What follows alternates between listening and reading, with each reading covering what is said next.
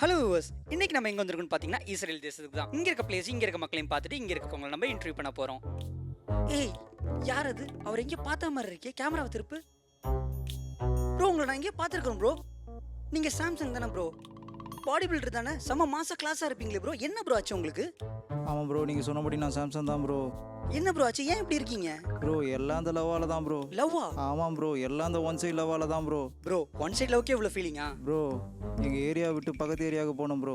அங்கே ஒரு நிலாவை பார்த்தேன் ப்ரோ. அந்த நிலா பேர் தெளிலா ப்ரோ. அவகிட்ட ஒரு கவிதை சொன்னேன் ப்ரோ.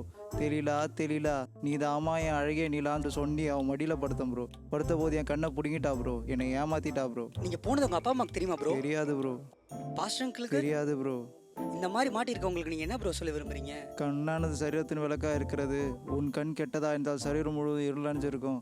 அதனால உன் கண்ணை பரிசுத்தமாக காத்துக்கோ. ப்ரோ, நம்ம பசங்களுக்கு புரியுற மாதிரி கொஞ்சம் சிம்பிளா சொல்லுங்களேன். ஓடு.